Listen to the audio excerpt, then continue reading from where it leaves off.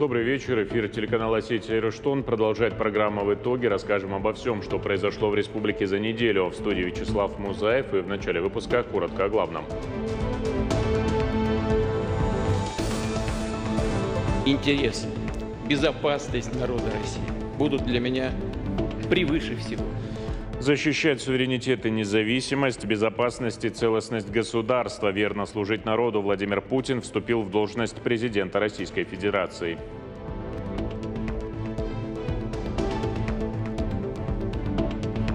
Слова безграничной благодарности нашим дорогим ветеранам, преодолевшим все испытания. В Северной Осетии, как и во всей стране, отметили День Победы. 9 мая во Владикавказе началось традиционно с торжественного парада на площади Свободы. Были и народные гуляния.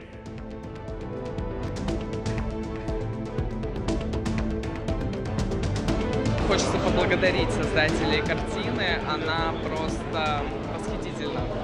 В России в большой прокат вышла военная драма по мотивам повести писателя Михаила Булгакова. Какая история легла в основу и почему ее уже считают прорывом осетинского кинематографа.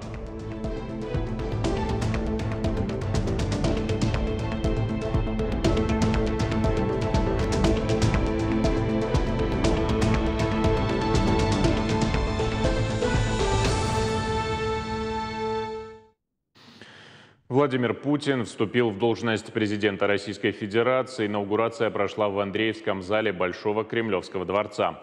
За ходом церемонии наблюдали во всем мире. Клятву глава государства произнес, держа руку на особом экземпляре Конституции.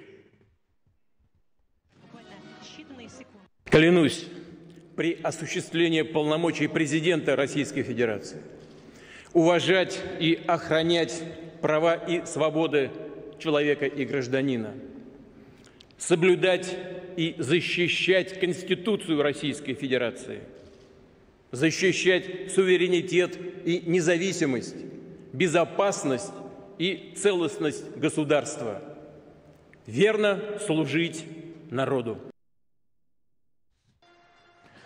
Обращаясь к народу, Владимир Путин поблагодарил граждан за доверие и выразил признательность героям-участникам специальной военной операции.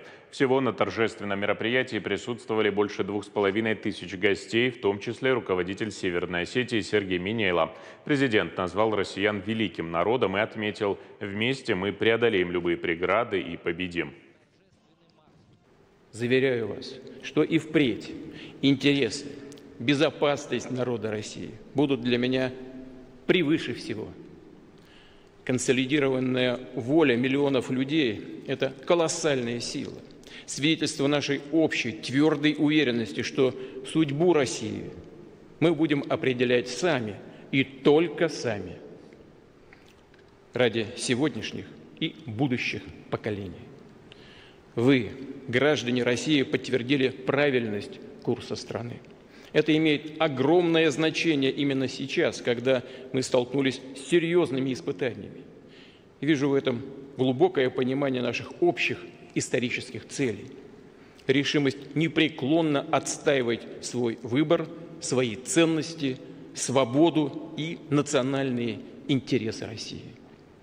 Уверен, мы достойно пройдем через этот трудный, рубежный период, станем еще сильнее и обязательно реализуем долгосрочные планы и масштабные проекты, направленные на достижение целей развития. 79 лет назад Красная Армия окончательно разбила немецко-фашистских захватчиков и положила конец Великой Отечественной войне. В Северной Осетии 9 мая по традиции началось с торжественного парада на проспекте Мира. Посмотреть на боевую технику и пешие расчеты каждый год приходят сотни жителей республики. Как во Владикавказе отметили главный праздник страны, расскажет Алана Томаева.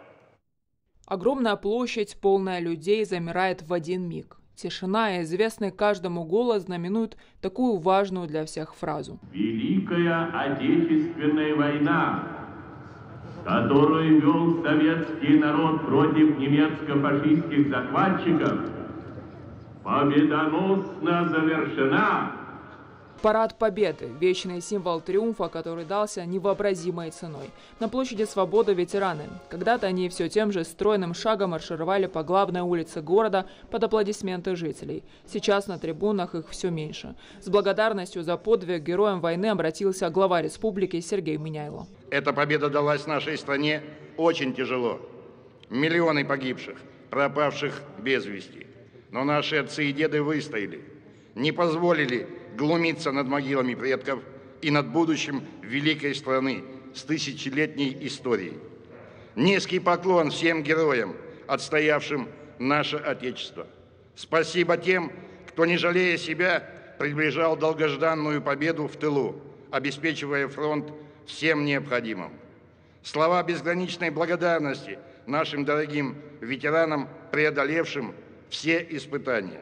Знаменная группа выносит на площадь флаг страны и копию Знамени Победы. Троекратное «Ура» и парадные расчеты проходят торжественным маршем. Колонны военнослужащих 58-й армии, сводные роты и батальоны соединений частей, расчеты республиканских МВД, МЧС, воспитанники Суворовского училища, юноармейцы, ученики кадетских классов.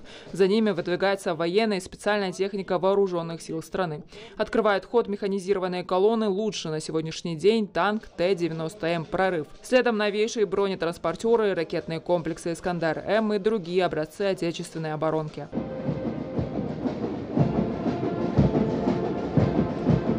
Подробнее с техникой удалось ознакомиться уже после парада. Ее специально выстроили на главной площади. Все прекрасно. Это нужно именно молодому поколению. Многие даже не знают, что такое Великая Отечественная война. Дай Бог, чтобы благодаря этим парадам, какой-то, можно так сказать, представить это все. И молодое поколение запомнило и знало цену этой победы.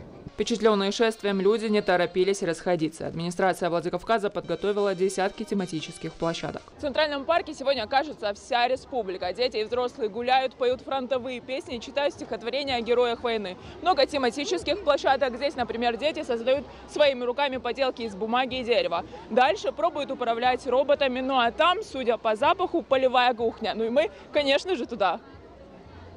Ожидаемо именно здесь больше всего людей. Ароматная гречневая каша и кусок белого хлеба. Это не просто еда, это тоже символ. В годы войны самое вкусное блюдо сегодня едят с не меньшим аппетитом. Очень вкусно. Дома столько не покушаешь. Это вспоминается все. Обратите внимание, дома заставила, не кушала, а здесь молодцы. Для тех, кто замерз, а таких немало, горячий сладкий чай. Все, чтобы люди почувствовали себя комфортно и прониклись атмосферой праздника. Всех сплачивает что? Единая наша страна. И вроде бы казалось, что чай и чай, да, но все люди, очень вкусный чай у нас. Мы всех напоим, всех накормим. С праздником вас! С праздником! Несколько сотен людей, не скучает никто. Здесь рисуют на воде, придумывают необычные узоры. После окунают в жидкость бумагу, выходит настоящая картина. А на этой площадке изображения появляются с помощью песка. Оторваться непросто. Дети рисуют восковыми мелками, собирают букеты из бумаги, моделируют 3D-фигуры. А какие-то сувениры можно не только сохранить на память, но и съесть. Что делаешь? Раскрашиваю, потом кушать. А чуть подробнее расскажи, в какие цвета? Я сделала контур белый, а самолет я делаю зеленым. Свои тематические площадки представили десятки общественных организаций Северной Осетии. Все сегодня бесплатно. Старались учесть интересы людей всех возрастов. Не забыли о любителях спорта. Мы натянули переправы с помощью полиспаса. То есть первая переправа, она без нижней веревки, для того, чтобы можно было работать на весу. А вторая переправа уже с нижней веревкой, для того, чтобы можно было, работать ногами и руками. Для целых поколений вот уже 79 лет. День Победы. Самый главный праздник. Важный день. Грустный и такой счастливый одновременно. Полной благодарности людям, которые ценой титанических усилий добились победы в самой страшной войне в истории человечества. Алана Томаева, Алан Суанов. Специально для программы «В итоге». После торжественного парада Сергей Миняйло побывал в гостях у ветеранов Валентина Каменева и Чермена Худиева. Валентина Семеновна уже отметила вековой юбилей, а в далеком 41 году работала санитаркой в госпитале Владикавказа. День Победы 9 мая 45 года встретила в Болгарии. Награждена орденом Отечественной войны второй степени, медалями за оборону Кавказа, за победу над Германией, медалью Жукова, 60 лет битвы за Владикавказ и другими. Чермену Мацкоевичу 103 года. Военную службу он начал в отдельном медико-санитарном батальоне Грозненской дивизии МВД. Затем служил в разных частях войск в должности старшего фельдшера. Победу встретил в Вене. Уволен в запас в 1946 году в звании старшего лейтенанта медицинской службы. Награжден медалью за победу над Германией и другими. Глава пожелал героям крепкого здоровья, мира и благополучия. Праздник отметили во всей республике. С возложения цветов День Победы начался в Беслане. В далеком 41-м больше 8 тысяч жителей правобережного района ушли на фронт. Из них почти 6 тысяч не вернулись обратно, а 10 человек стали героями Советского Союза. Среди них и легендарный Саплиев. Их внуки и правнуки каждый год отдают дань памяти своим отважным старшим. Слово Зарасе Калоевой. Это мой дед, папин отец. И вот он ушел на фронт, оставил свою семью, детей. К счастью, дедушка Эльвиры Дзилиховой вернулся с войны и воспитал достойных младших. О тех страшных событиях, как и все ветераны, рассказывал мало, даже когда об этом просили внуки. Воспоминания о своем дедушке женщина хранит с особым трепетом. И самый светлый праздник, самый любимый для всего народа нашего. Привела свою дочь и вот внучку свою на это прекрасное событие, потому что у меня еще старшая дочь тут выступала, чтобы дети знали, чтобы помнили, чтобы память никогда не исчезала. 95 тысяч сынов и дочерей Осетии ушли на фронт. Каждый второй не вернулся обратно. Но память о подвиге наших прадедов, дедов и отцов будет жить вечно. Жители Беслана начали собираться с утра. Многие несли портреты родных фронтовиков. В каждой семье свои герои. Все они с разными судьбами, но одной историей и общей победой. Для меня это праздник, как и для всех, мирное небо над головой. Вот чего добился мой папа и те фронтовики, которые с ним воевали. Они воевали для чего? Для того, чтобы наши дети, мы жили под мирным небом. Ну, я считаю, что это самое главное. Это праздник, во-первых, память тех людей, которые из-за нас отдали свою жизнь вот здесь. И привожу своих племянниц.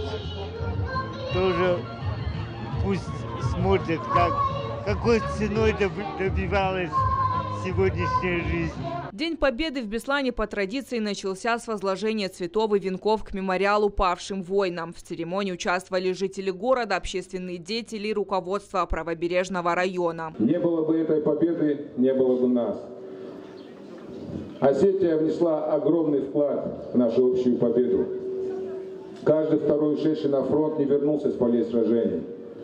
И мы сегодня, как это уже сказали, вспоминаем тех погибших героев, воинов, которые отдали свои жизни на фронтах Великой Отечественной войны. Торжественным маршем, чеканя шага, отдавая воинское приветствие, знамя Победы пронесли юноармейцы из разных школ района. Праздничная программа была насыщенная. Звучали фронтовые стихи и песни. Нас 20 миллионов, от неизвестных и до знаменитых, сразить которых годы не вольны. Нас 20 миллионов незабытых, убитых, не вернувшихся с войны. Развернули и настоящую полевую кухню. Желающие смогли попробовать ту самую солдатскую гречневую кашу. Праздник завершился ярким концертом. Очень приятно, что с каждым годом людей становится все больше на мероприятиях. Говорит о большом патриотизме нашего народа. В годы Великой Отечественной войны выходцы из правобережного района доблестно защищали свою родину. 10 из них стали героями Советского Союза. С победой! Зараса Калоева, Алина Меликова. Специально для программы «В итоге». В Алагире тоже организовали концерты и народные гуляния. На улицы выходили целыми семьями, а утром сотрудники администрации города возложили цветы и венки к памятникам героев. На месте работала наша съемочная группа. Слово Тамиле Кцоевой. Они смотрят на праздничный концерт и искренне радуются мирному небу. Супруги Валентина и Николай Поповы живут в Алагире уже много лет. И каждый год приходят посмотреть на праздник, чтобы почтить память близких, погибших на фронтах Второй мировой. В День Победы, признается Валентина, она вспоминает рассказы мамы о захвате немцами родного Смоленска. Там ужас, что она рассказывала. это даже вот сейчас без слез не вспомнишь. Мы тогда еще были детьми, как-то не так воспринимали. А чем старше становишься, тем это все ближе, роднее становится. И тяжело даже это все. А кому-то свою победу еще предстоит одержать. Феликс Бекузаров находился в зоне специальной военной операции практически с первых дней. Сейчас восстанавливается после ранения. Говорит, участие в СВО дало не просто понять, но почувствовать, какую цену пришлось заплатить ветеранам. Эмоции самые положительные. Поздравляю всех с праздником. Это великий праздник для всего, для всей России, для всего бывшего Советского Союза. Алагир празднует День Победы особенно уютно. В Центральном парке много молодежи и детей. Вместе с друзьями пришли с утра на праздничные гуляния. Так, каждый год приходите на праздник? Да, каждый год это серьезный праздник, надо на него приходить. Поздравляю всех жителей Алагира с этим праздником, что организовали такой концерт. Может, кто-то у вас из семьи воевал? Мой прадедушка воевал, я им очень горжусь. Он нам дал мирное небо. Я прихожу на 9 мая с гордостью.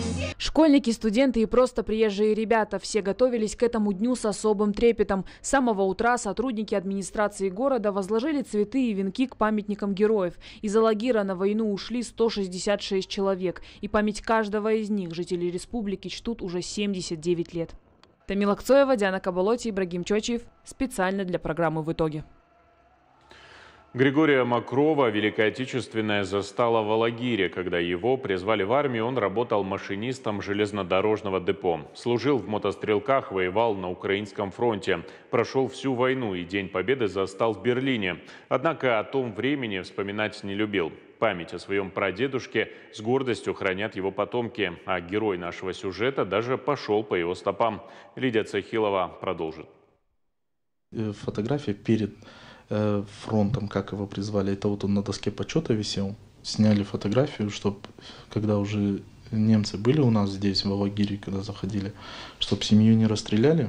Несколько фотографий, военный билет, медали и, конечно, воспоминания. Своего прадедушку, участник спецоперации Денис Галкин, застал в 5-летнем возрасте. Как сам рассказывает, уже тогда расспрашивал его о войне. А еще любил играть с боевыми наградами. На этой чудом сохранившейся фотографии Григорию Мокрову около 30 лет. Родился он в 1912 году в Воронеже. Был младшим ребенком в семье. Дедушке вообще 12 детей в семье было. 12 детей. У него папу расстреляли еще в годы репрессий. Его воспитывала старшая сестра Нина Ивановна. На войне участвовало 8 братьев, 6 без вести пропавших.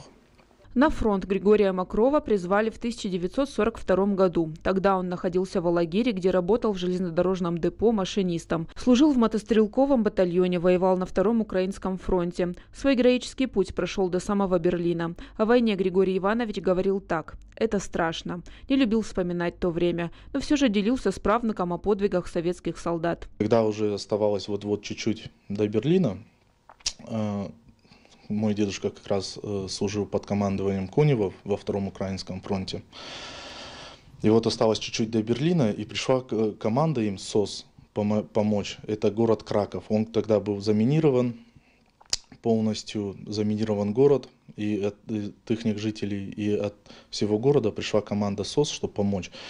И наша Красная Армия доблестная на всех парах пошла помогать, спасать город.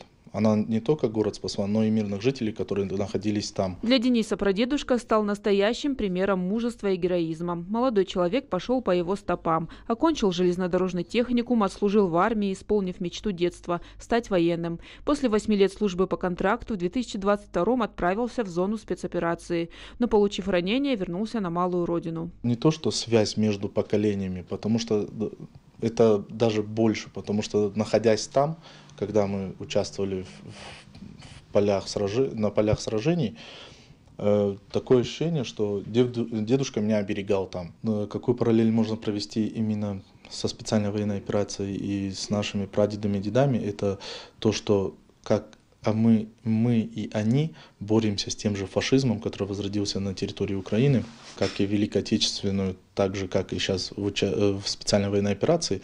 Против нас борется весь мир, как и тогда точно так же помогали немецко-фашистской Германии, та же самая и Англия, хотя они наши союзники тогда считались. Сейчас Денис Галкин работает социальным координатором в филиале фонда «Защитники Отечества». Часто проводит уроки мужества в школах, встречается со студентами колледжей и техникумов, рассказывает о героях войны. Цель и тогда, и сейчас у всех общая – победить врага. Лидия Цехилова, Казбек Басаев. Специально для программы «В итоге». Стойкость, мужество, отвага. Боец из Северной Осетии Суслан Гугичаев, как живое воплощение этих слов. Во время выполнения боевого задания солдат подорвался на противопехотной мине. В результате лишился правой ноги. Несмотря на полученное ранение, боец не сломался. Он сохранил в себе желание жить и двигаться дальше, и даже строить планы на будущее. С молодым человеком пообщалась Дана Малышева. Эту фотографию сделали за 10 минут до того, как Суслан Гугичаев подорвался на противопехотной мине. Тем роковым утром он вместе с 3 сослуживцами привычно стоял на посту в километре от линии соприкосновения. Никакого предчувствия не было, наоборот, настроение боевое. Вот и решили сделать кадр на память. Он написал сообщение маме: в Запорожской области все хорошо, не волнуйся. И тут всего лишь один шаг и ужас, который теперь ему снится каждую ночь. Это странное ощущение участник спецоперации помнит до сих пор. Он видит, ноги ниже колена нет, но все равно ее ощущает. Его боевых товарищей ранило осколками. Даже в таком состоянии Суслан пытался помочь не себе, а друзьям. 26-летний парень рассказывает эту страшную историю совершенно спокойно. Просто все эмоции остались там, когда он почти потерял сознание от звенящего шока. Его тащили назад, ногу перетянули жгутами, а потом выяснилось, в том месте с 2 сторон были еще мины. То есть, если бы меня чуть-чуть левее или чуть правее как-то отбросило, я мог бы сдетонировать еще одну. Они, естественно, начали меня перевязывать, и рядом со мной лежал сослуживец и как-то подбадривал меня. Я заметил то, что у него окровавленная рука. Я начинаю лезть в свою аптечку, тут на фотографии видна аптечка. И я ее только открываю, хочу достать жгут, и пацаны, которые перевязывали мне ноги, они меня успокоили, сказали, что лежи спокойно, никому ничего не надо, мы, говорит, сделаем сами. Травматическая ампутация правой голени и разрыв икроножной мышцы левой ноги. Несмотря на то, что теперь Суслан инвалид 2-й группы, часто вспоминает ту жизнь в батальоне «Сармат». Травму участник СВО получил в декабре 2022 года, а мобилизовали его в октябре. И даже после 3 операций, болезненных перевязок под наркозом, протезирования, он жалеет, что так мало времени провел на передовой. Молодой человек с улыбкой вспоминает, как даже за простой водой ходили несколько километров. Парень сейчас ищет все возможные способы, как помочь своим ребятам в тылу. Это они дали ему судьбоносный позывной «Талисман». Они начали понимать, что я им приношу удачу. И мы стояли в магазине, и на меня смотрит мой сослуживец и говорит: ты, говорит, талисман. Ты, говорит, будешь нашим талисманом. Я, говорит, твой позывной. Все.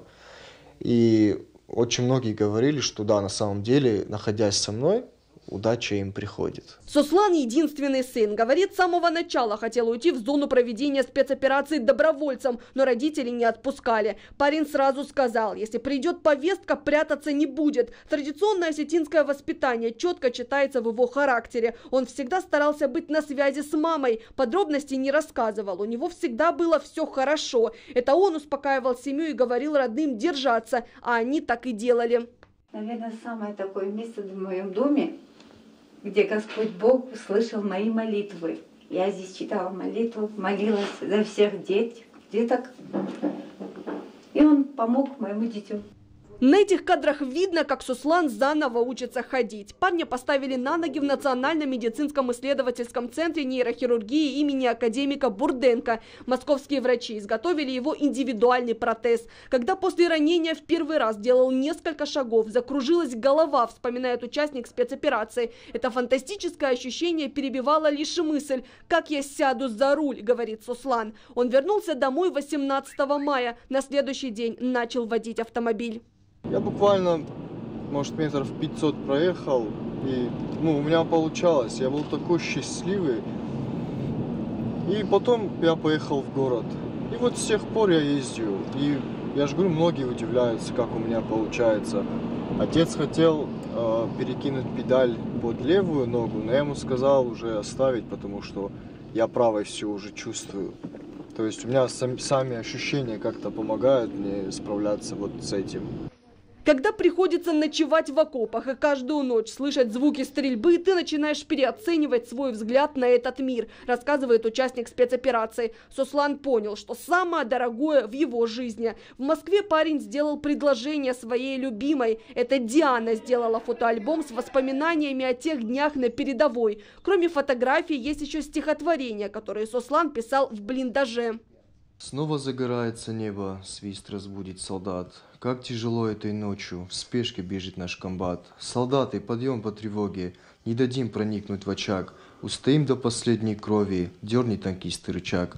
Обстрел продолжался полночи, огонь не стихал до утра. У нашего героя много планов на будущую семейную жизнь. Участник спецоперации хочет серьезно заняться спортом, например, метанием ядра или армрестлингом. Для этого ему понадобится специальный спортивный протез. Вопросом уже занимается фонд «Защитники Отечества». А еще Сослан сделал свою небольшую студию звукозаписи. Сейчас пишет рэп. Последнюю песню посвятил своим боевым товарищам. Сослан написал ее в блиндаже и пообещал ребятам обязательно выпустить то, что получилось. Теперь это его любимая песня и самое яркое воспоминание, как было уютно тогда возле костра со своими. Я шел на войну, я учился стрелять, в Ташкент друзья помогли устоять, ждали все мы команды вперед на украинскую землю. Дана Малышева, Георгий Гагиев, специально для программы «В итоге».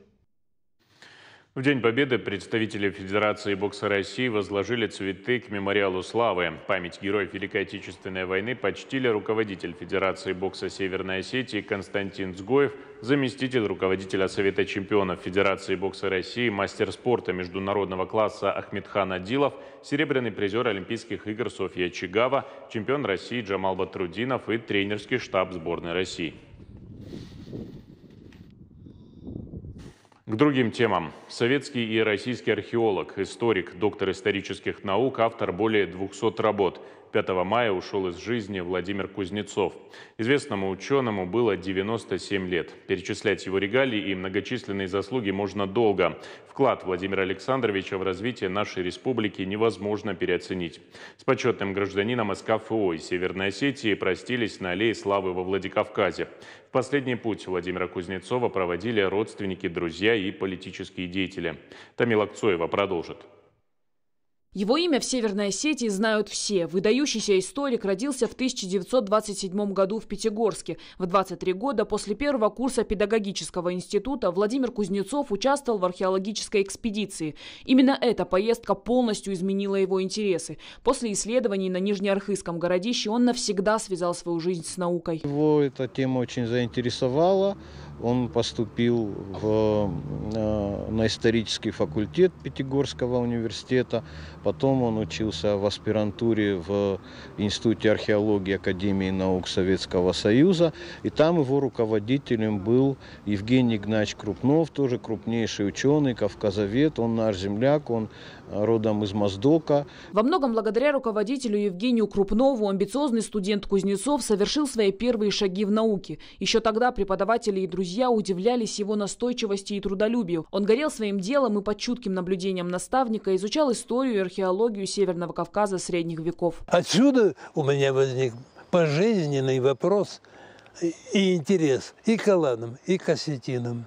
И я в результате, вот перед вами сидящий, стал доктором наук и специалистом по алано-осетинской тематике вот с тех самых пор. Сложно найти информацию об истории алан без ссылки на исследования Владимира Кузнецова. Он защитил свою первую диссертацию по теме «Локальные варианты аланской культуры Северного Кавказа» в 1961 году. И уже через 4 года переехал в нашу республику. Продолжал научную работу в качестве сотрудника Северо-Осетинского института истории, филологии и экономики. Писал более 200 статей, около 20 монографий по аланской проблематике. Поэтому, конечно, его труд сложно недооценить и переоценить. Его работы переведены на французский, на английский, на турецкий, опубликованы в разных странах. Поэтому это действительно ученый, историк, доктор наук с мировым именем. Многогранная личность и талантливый исследователь. Самой большой работой Владимира Кузнецова стала книга «Кто мы? Осетины, Аланы Кавказа». В своих трудах ученый обосновал очень интересный и сложный вопрос, который долго являлся спорным. На презентацию сборника 5 лет назад Владимир Александрович специально приехал во Владикавказ из Моздока, где проживал последние годы. Осетины при глубокой традиционности национальной культуры, своей национальной культуры, в то же время являются европейской образованной нацией. Истинный патриот Осетии Владимир Кузнецов внес огромный вклад в развитие культуры и науки нашей маленькой республики. За свои исследования он получил медаль за трудовую доблесть и еще множество званий и орденов. 5 мая 2024 года Владимира Александровича не стало. Сегодня проститься с выдающимся человеком пришли близкие, родственники, друзья и политические деятели. Владимир Александрович все годы своей работы занимался именно сохранением истории, развитием истории, знание о прошлом, объективное знание дает нам сегодня возможность принимать правильные решения, которые способствуют динамичному развитию нашей страны и нашей республики. Владимира Кузнецова похоронили на Аллее Славы во Владикавказе. Он был не просто исследователем и археологом. Владимир Александрович удостоен медалями за победу над Германией и за победу над Японией. Участник боевых действий, патриот и просто добрый человек. Владимир Кузнецов любил осетинскую культуру и традиции и до последнего дня изучал богатую историю нашего маленького народа. Тамила Акцоева, Александр Левченко, Георгий Такоев. Специально для программы «В итоге». Безопасность прежде всего. В преддверии нового туристического сезона и летних каникул во Владикавказе проверяют аттракционы. С этого года к работе подключили Министерство сельского хозяйства. Специалисты проводят освидетельствование и ставят объекты на учет. Все подробности в материале Лидии Цахиловой. Перед эксплуатацией обязательный осмотр. Каждое утро механики и электрик проверяют механизмы. Они не должны издавать посторонних звуков. Недавно на карусели «Лебеди» поменяли мотор-редуктор. Старый вышел из строя. Сейчас смазывают так называемые узлы и пальцы, чтобы аттракцион работал так, как надо. Без смазки аттракцион работать не может, потому что создается вибрация, и аттракцион со временем начинает ломаться. Но стук появился вновь. Все дело в поворотном подшипнике. Его нужно разобрать. Задача непростая. Привлекли подъемный кран. С его помощью сняли верхнюю часть карусели, чтобы добраться до механизма. На поворотном круге стоит вот эта конструкция «Лебеди» стоит. То есть она и крутит ее. Стоит шестерня и крутит она поворотный круг. А чтобы до нее дойти, заглянуть туда вовнутрь, нужно это все полностью снять, раскрутить верхнюю часть подшипника, заглянуть туда, и там уже будет видно, какой такой шарик, бочку поменять. Скорее всего, один заклинил и, может, треснул, сломался. И от этого, наверное, скорее всего, идет шум, треск идет. Данные о состоянии механизмов фиксируют в специальных журналах, отдельный на каждый аттракцион. Всего же в Олимпийском парке их 9. Семейные, детские, 1 экстремальный. Все они европейского производства, кроме одного. Мы находимся на высоте 50 метров. Такова высота аттракциона. Колесо обозрения было установлено летом прошлого года. Технически это один из самых сложных аттракционов российского производства. Колесо, оно приводит в движение 8 электромоторных двигателей. По 4,5 киловатт каждая. Оно очень безопасно на самом деле, такой вид механизма. Так как подушки есть двигатели, которые давят на ось колеса разными способами. Данное колесо, оно смонтировано таким образом, что моторы давят на ось колеса с помощью вакуумных баллонов. Помимо плановых осмотров, аттракционы должны пройти техосвидетельствование. В Олимпийском парке его проводят регулярно с 2016 года. Приезжают специалисты из Москвы. Полностью осматривают аттракцион. Если какие-то недостатки, которые наши механики, допустим, не увидели, а они все видят, там специальными приборами это все осматривают, там трещины там и так далее, то они дают замечания, мы их устраняем. И после всех устранений они нам дают уже техосвидетельствование на год. То есть в прошлом году мы прошли его в июне, И вот буквально там 3 дня назад, кто нам проводит, это Москва Промоштест. Он приходил, осмотрел и назначил нам дату там в июне. С этого года руководство парка сотрудничает и с Министерством сельского хозяйства республики. Ведомство следит за исправностью аттракционов, а также отвечает за их регистрацию. Колесу обозрения уже присвоили номер. В ближайшее время на учет поставят еще 3 аттракциона. Вы собираете документы, перечень которых указан в постановлении 1939, и обращаетесь в Гостехнадзор. Инспектор принимает документы, изучает их. После этого он назначает день осмотра аттракциона. Он выезжает уже на место непосредственно, осматривает аттракцион в соответствии с документам, производит пробный запуск с имитацией полной загрузки и производится фото- и видеофиксация. После этого принимается решение регистрации аттракциона, в ходе которого аттракциону присваивается государственный регистрационный знак и свидетельство о государственной регистрации. Каждый год специалисты Минсельхоза республики проводят плановые проверки, а перед началом сезона профилактические осмотры. Всего же в Северной Осетии около 20 аттракционов, из них 11 стоят на учете ведомства. Лидия Цахилова, Казбек Басаев, специально для программы «В итоге». 240 лет назад, 6 мая 1784 года, указом Екатерины II близ осетинского селения Дзауджикау была заложена крепость Владикавказа. К знаменательной дате на площади Дзаугабугулова школьники совместно с главой администрации города Вячеславом Мильцеховым заложили капсулу времени. Открыть ее должны потомки в 2084-м. Внутри учебные принадлежности, фотографии современного Владикавказа, подписи 24 тысяч учеников с инициалами и напутственные слова. Как и мы, так и наши потомки знать нашу историю, наши традиции и что у нас было раньше. Это все должно быть у нас в памяти и передаваться из поколения в поколение. Вот сегодня событие, очень приятно было увидеть всех присутствующих, все школы, все и знакомые, и все было очень интересно. С днем рождения, дорогой Владикавказ! 240 лет в масштабе Вселенной – это небольшой срок, это маленькое такое временное событие, но сделано очень много за это время, вы прекрасно видите. И здесь собрались лучшие представители наших всех школ города Владикавказа. Я убежден в том, что благодаря вам, вашей будущей деятельности на благо нашего города, на благо нашей республики, он станет, наш город, любимый город, лучше, краше. 90 учеников следственных и полицейских классов Северной Осетии посвятили в кадеты. В торжественной церемонии удостоверение школьникам вручил вице-премьер Эрбек Тумаев совместно с руководством МВД и Следственного комитета. Ребята поклялись верно служить России, воспитывать в себе лучшие качества гражданина и приняли символическую присягу.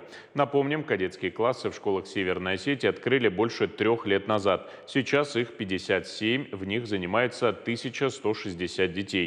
Эрбек Тумаев пожелал ребятам отличной учебы и высоких результатов.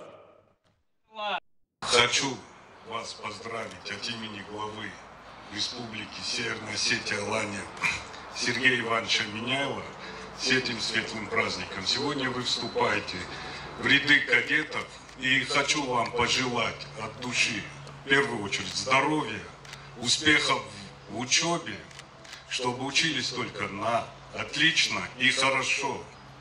В добрый путь, дорогие кадеты.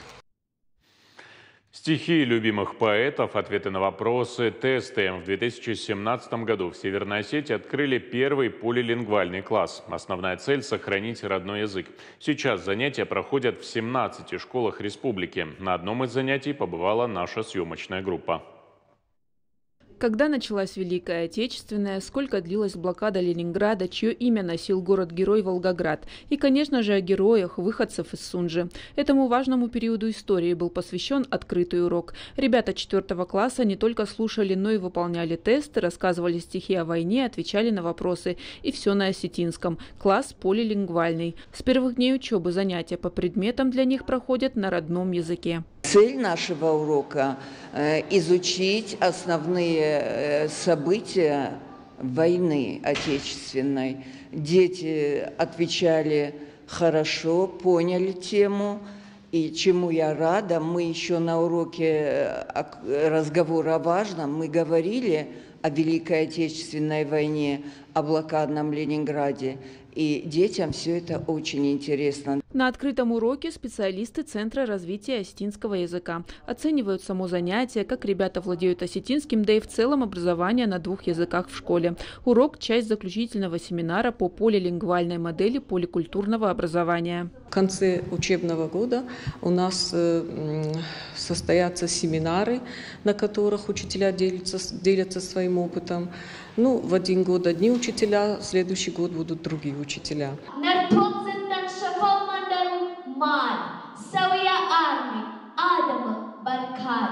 Стихи народных поэтов, национальные танцы, песни и даже небольшая постановка. Ребята стараются, ведь в зале строгое жюри. Мероприятие «Цвети родной язык», вторая часть семинара, и приурочена ко Дню осетинского языка и литературы. Выступлениями довольны не только педагоги и эксперты, но и сами ребята. Этот концерт посвящается осетинскому языку. Мы готовились к нему 2 недели. Мне очень понравилось петь на сцене и рассказывать осетинские стихи. Сохранить родной язык благодаря полилингвальному образованию – одна из целей Центра развития осетинского языка. Процесс проходит поэтапно, а главное – эффективно. 1 и 2 классы у нас обучаются чисто на осетинском языке, потом переходят дети в 3 класс. Естественно, мы понимаем, что у нас русский язык межнационального общения, главный язык вообще нашей страны. Естественно, мы русский язык не забываем. Просто с помощью русского языка даже мы развиваем осетинский язык.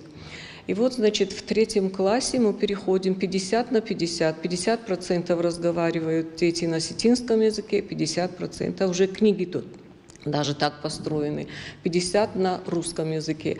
И к 4 классу 70% русского языка. Знания, полученные в начальной школе, говорят эксперты, останутся навсегда. Полилингвальные классы действуют в 17 школах республики. Семинары специалисты Центра развития осетинского языка проводят регулярно. Лидия Цахилова, Георгий Гагиев специально для программы «В итоге».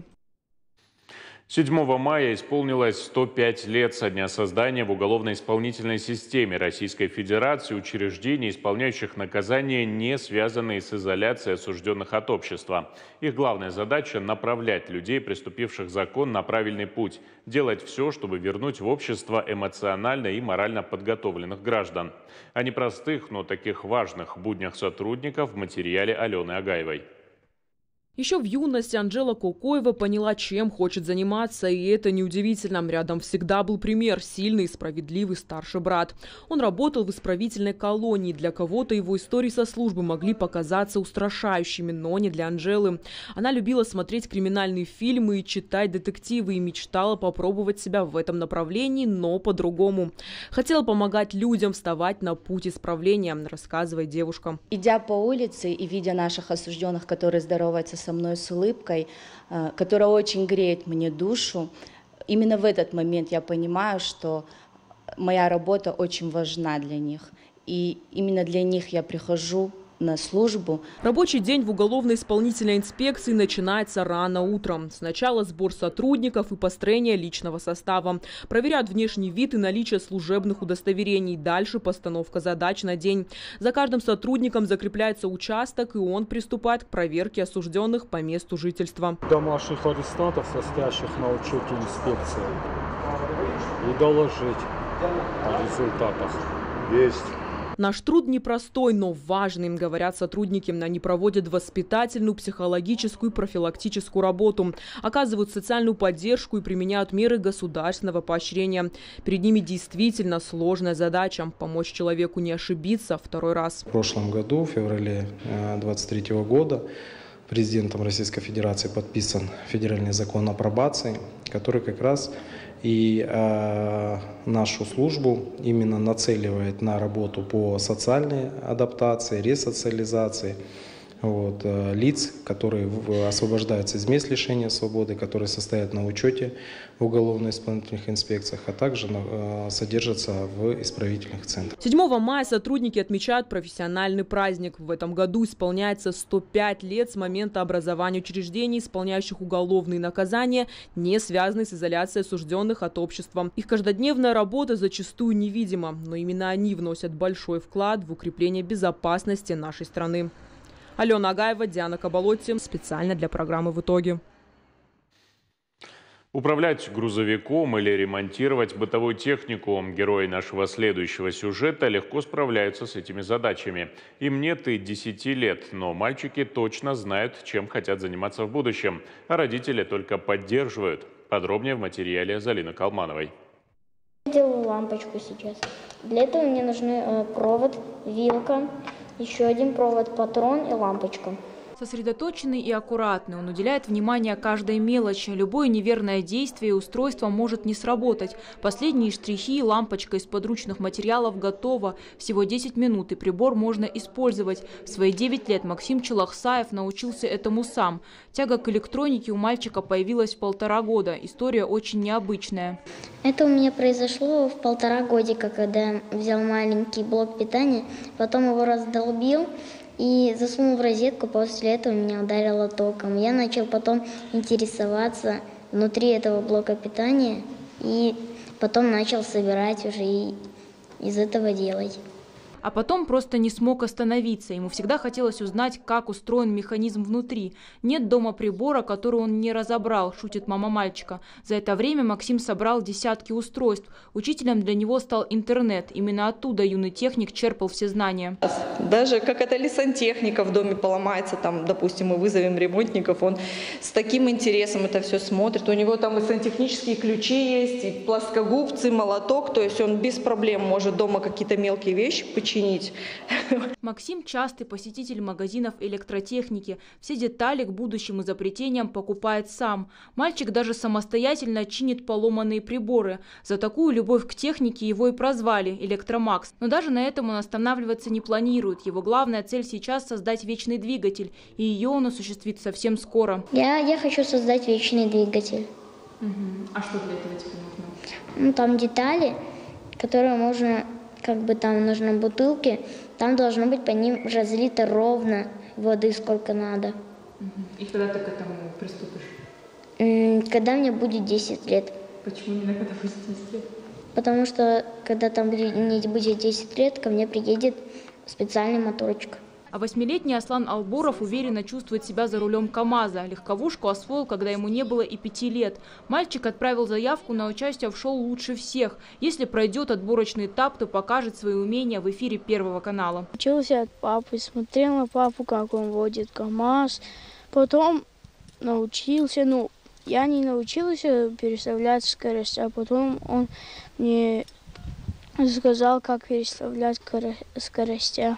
Сейчас Аслан сам водит КАМАЗ по родному селу, гордится тем, что возит бабушку в магазин. Реакция у людей была неоднозначная, но со временем все местные привыкли. Мама мальчика рассказывает, поначалу было страшно отпускать ребенка одного. Я уже была уверена, что он уже умеет, да.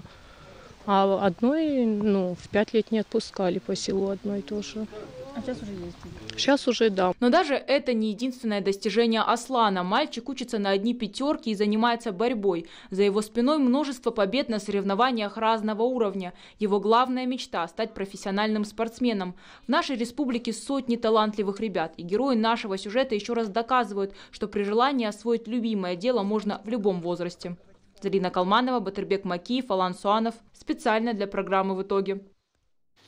Во Владикавказе состоялась одна из главных премьер года. В большой прокат вышел фильм по мотивам повести осетинского писателя Михаила Булкаты «7 черных бумаг».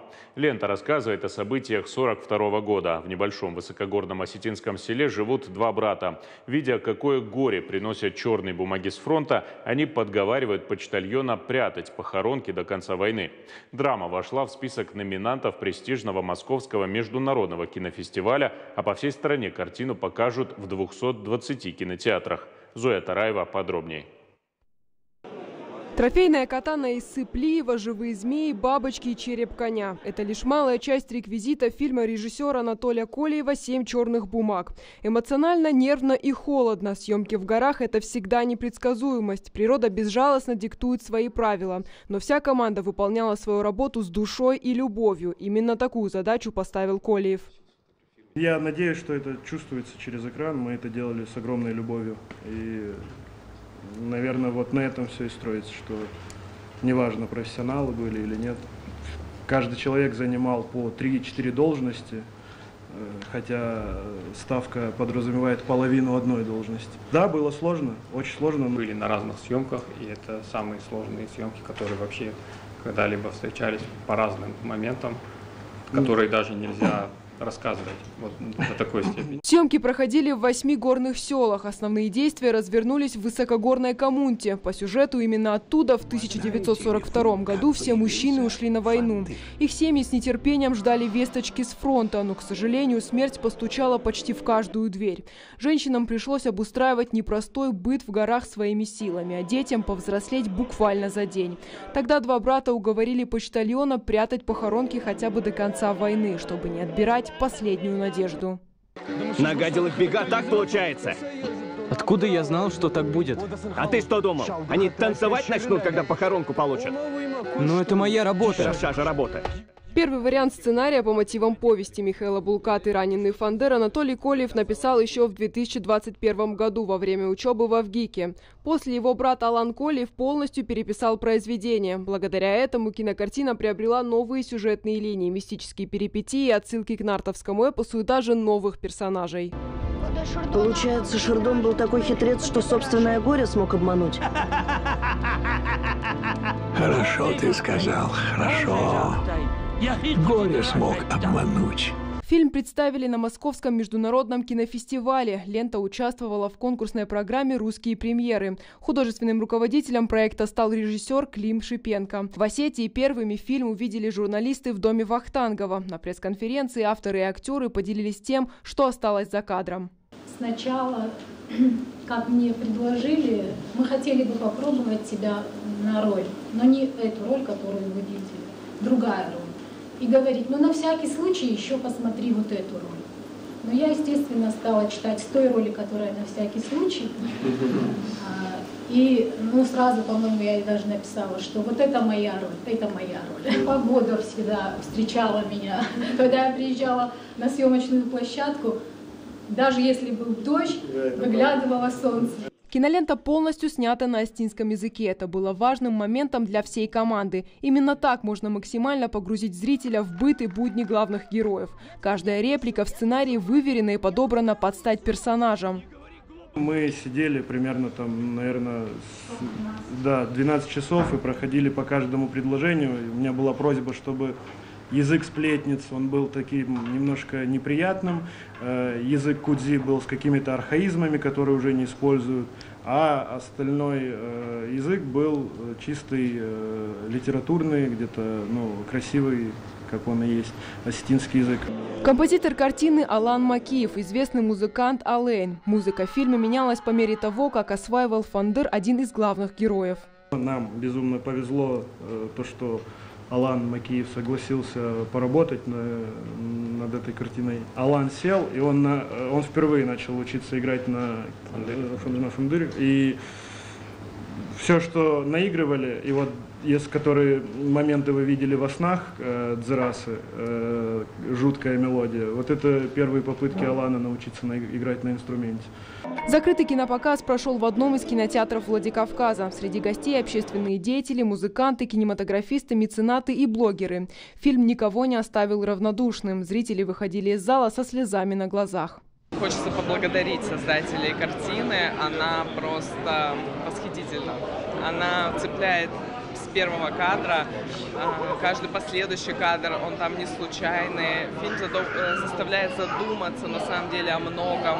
Это не плоская, не глупая, очень тяжелая история про всех нас и про то, что, возможно, нам не хватает. В широкий прокат картина вышла 9 мая. В России ее покажут в 220 кинотеатрах. В Северной Осетии драму можно посмотреть во Владикавказе, Ордоне и Алагире. Зоя Тараева, Алина Меликова, Сармат Сугаров. Специально для программы «В итоге». Это были все новости уходящей недели. Я прощаюсь с вами. Всего доброго.